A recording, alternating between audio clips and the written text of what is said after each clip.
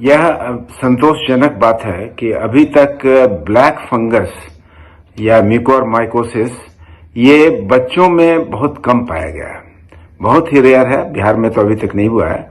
और म्यूकोरमाइकोसिस होने का कारण विशेषतः इम्यूनिटी का गिरना है। इम्यूनिटी का गिरना या तो स्टेरॉयड का अनाधिकृत उपयोग या स्टेरॉयड का असीमित उपयोग, मतलब कभी कभी होता है ना कि हाई डोज भी दे दिया और ज्यादा लॉन्गर ड्यूरेशन भी दे दिया। तो इन सभी कारणों से इम्यूनिटी जो है वयस्क की खासकर वो जो है गिरती है। इम्यूनिटी के गिरने के कारण जो है ये बीमारी का होना बहुत आवश्यक है, इसलिए कि ये जो है फंगल इन्फेक्शन जो है ये आपके चारों तरफ इर्द गिर्द नॉर्मली भी रहता है, लेकिन जो इम्यूनिटी जिनकी अच्छी है वो उसको फंगस को उस पर अपने आप पर हावी नहीं होने देते हैं।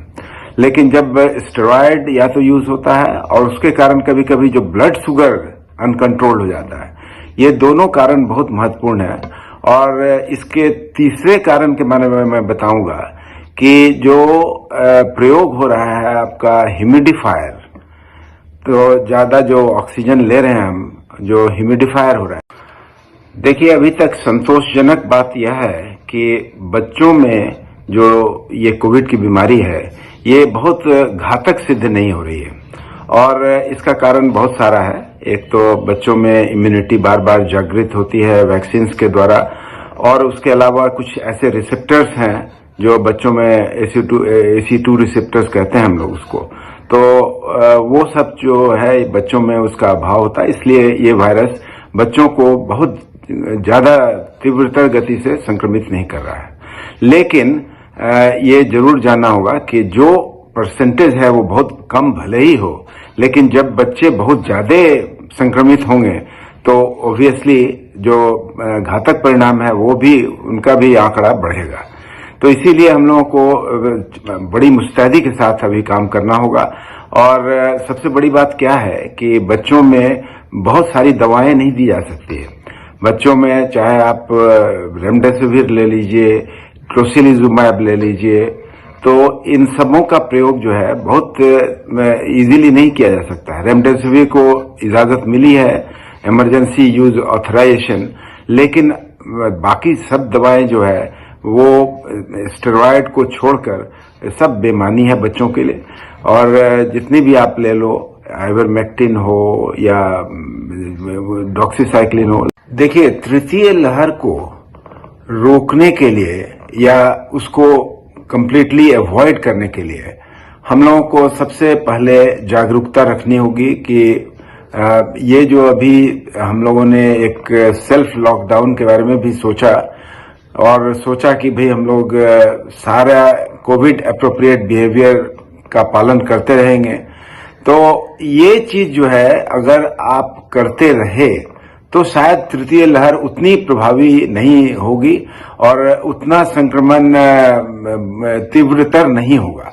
इसलिए आपको मैं अभी से सलाह दे रहा हूं कि अगर बच्चों को बचाना है तो खुद जो वयस्क हैं, जो माता पिता हैं, जो दादा दादी हैं, वो भी बहुत ही अपने आप पर रिस्ट्रेंट रखते हुए बाहर जाना मिनिमम करें। और जो कोविड एप्रोप्रिएट बिहेवियर, इसमें अभी बताया हम लोगों ने, कई बार तो अब बताया आप लोगों को कि एक मास्क तो बहुत ही जरूरी है। और अगर घर में किसी जने को बुखार हो तो सब लोगों को मास्क प्रयोग करना है और तुरंत उसकी जांच करानी है और उसको आइसोलेशन में रखना है। तो ये तो बहुत इंपॉर्टेंट है कि हम लोग, पहला काम है कि मास्क हर वक्त कोशिश करें लगाने का। ये बहुत ही अच्छा प्रश्न किया आपने।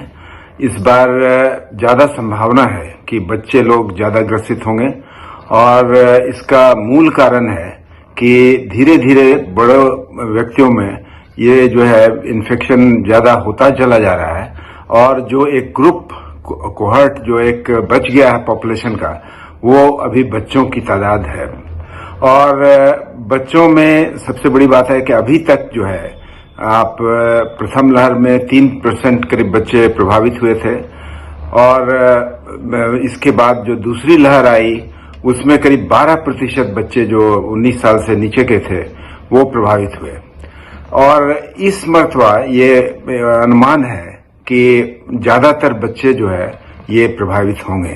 तो इस संक्रमण से बचने का एक बहुत इम्पोर्टेंट जो है अभी इशू है, उसको अभी हम लोग चर्चा उसकी करेंगे।